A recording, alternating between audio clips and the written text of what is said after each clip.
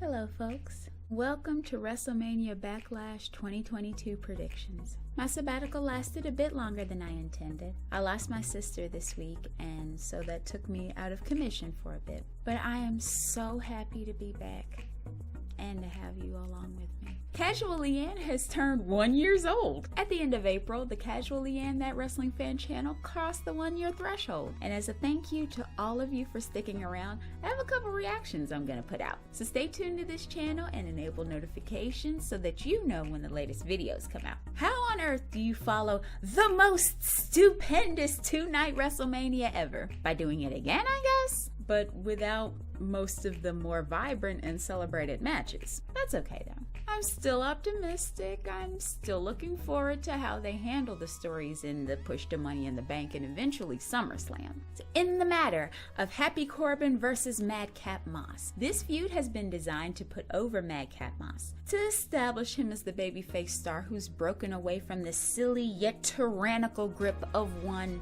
Happy Corbin. They see Corbin as a star, and Happy Talk is on SmackDown every week, but they aren't looking to actively push him right now. On the Go Home SmackDown last night, Corbin was run off by a series of jokes about his appearance and gimmicks over his career, an oddly heelish thing for Madcap to do. So I'm wondering if Corbin is somehow going to pull off a win, using some sort of distraction, of course. Maybe Corbin does something with Moss's trophy to kind of throw him off.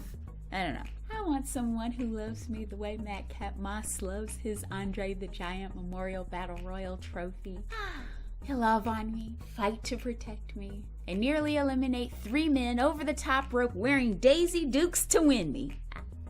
I might have carried the analogy a little bit too far. Madcap needs the win. I'm gonna say Madcap Moss takes the win, and then both of them can move on. Next, we have Bobby Lashley versus Omos. Bobby is full-on babyface. I much prefer the suits and aviators, steel-chinned heel Bobby Lashley. But creative want Bobby to be a hero. We'll see where it goes. I'm digging a new presentation of Bobby Lashley and his entrances though, and I'll talk a little bit more about that in a reactions video. But even with him being so strong, fan sympathy for him needs to be built, and Omos's partnership with MVP needs to start paying dividends. He already beat Omos at WrestleMania and in the arm wrestling contest, so for Backlash, Omos won't best Lashley outright, but I predict MVP will interfere directly to hand Omos the victory. There is the Bloodline, Roman Reigns and the Usos versus Drew McIntyre and Rkmcbro. So what on earth was the deal with the Bloodline and the tag team unification that was there and then wasn't, and contracts are torn up and shoved down throats and threats made and SmackDown Warriors added, and now there's a trio called Rkmcbro? Rkmcbro. It's fitting. Give us a sandwich that only comes around 420, but because it's sky high, it runs a little behind and doesn't really get going until about May. I stand by what I said in the list video. I think Roman was actually hurt for a bit, and then they came up with the tag unification storyline to buy him some time until they figured out how bad it was or wasn't. It would be a relatively easy cover for a while since Roman doesn't wrestle on TV anyway. And once they found out he was good to go, they dropped the angle. Or they may still be protecting him a little. I saw the Bloodline wrestle a 6-man tag last year, during the Summer of Cena, against the Peacemaker and Mysterio. Roman wasn't even in it that much. He was mostly on the apron, drawing heat from the audience, then coming in for the hot tag. In any case, Rkmcbro stood tall last night, so the Bloodline probably wins at Backlash. Roman pitting Riddle after the Usos do his dirty work is the finish that hurts the fewest people, but it could also be Jimmy. But ultimately, Riddle takes a pin from someone, so the Bloodline continues their reigns of terror in the WWE. You see what I did there? Reigns of terror, right? Roman Reigns. For the SmackDown Women's Championship I Quit match, Charlotte Flair, our champion, versus Ronda Rousey. Remember when I said sometimes stipulations give away a match's result? They did that by having Roman Reigns potentially leave WWE if John Cena won at SummerSlam. I don't know why this predictions video is so heavy on SummerSlam. An I Quit match with Ronda Rousey in it, the competitor styled as the baddest woman on the planet. Who else is gonna win? I'm surprised she's not SmackDown Women's Champion already. Of course she'll lock in an ankle lock or an armbar at some point to make Charlotte say I quit. Charlotte already tapped at WrestleMania with the ref knocked out. This is really just a formality. And you know what?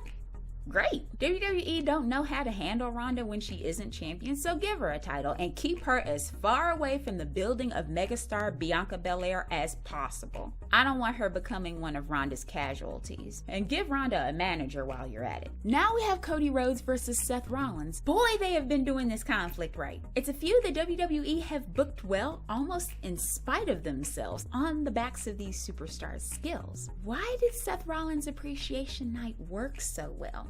I have opinions on that, but again, gotta check out the reactions video to find out. Somehow, they've spun what appeared to be a one-time contest in response to Rollins' ravings in the build to WrestleMania into a storyline of competing legacies. Seth has evoked Cody's father, the American Dream Dusty Rhodes, in his argument for why Cody just isn't good enough.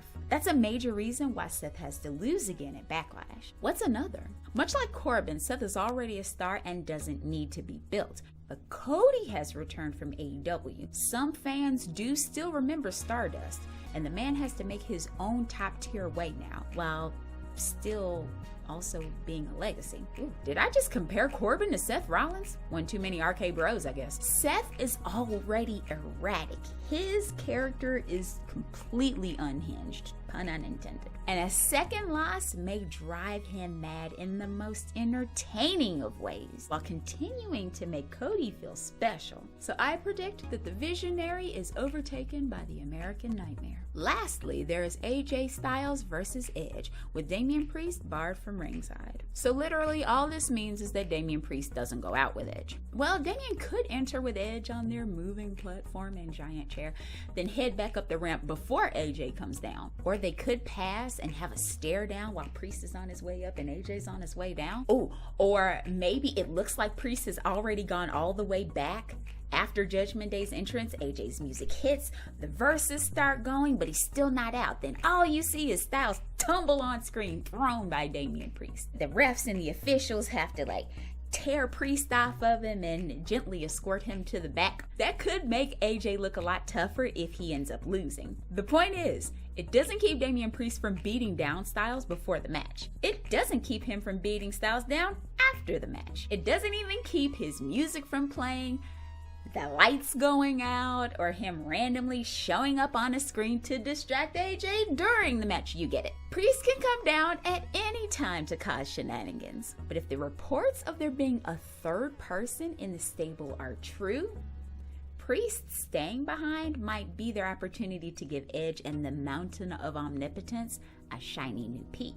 Plus, the partnership between former Bullet Club leaders AJ Styles and Finn Balor needs to be built. That's harder to do if AJ just dispatches Edge all by himself. So I say Edge wins with interference from the new third man or third woman, but is saved from a more thorough beatdown by Balor. Or Balor could even be the third man, and Styles is left writhing on the floor by himself. Or Ciampa is the third man, and AJ gets help from both Balor and Mustafa Ali. Either way, I'm entertained. So what do you think? Who is the third member of Judgment Day? Is there even a third member? Where does the Rkmcbro storyline go after this? Are you even interested in WrestleMania Backlash after the past few weeks? Let me know in the comments. Be sure to like this video, comment on it, subscribe, tap that bell icon to make sure you get notifications for when new videos come out. Thanks for hanging in there with me for a whole year. What warriors! And the best is yet to come.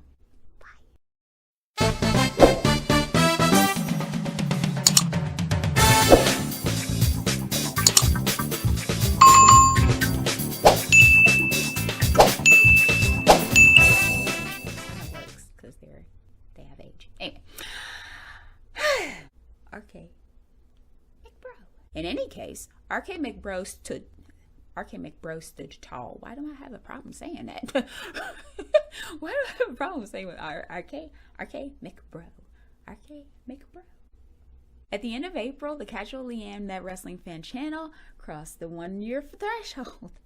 The point is, it doesn't keep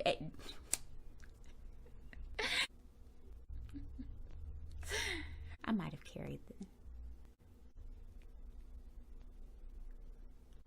want someone who loves me like Madcap Moss loves his Andre the Giant Memorial Battle Royal trophy.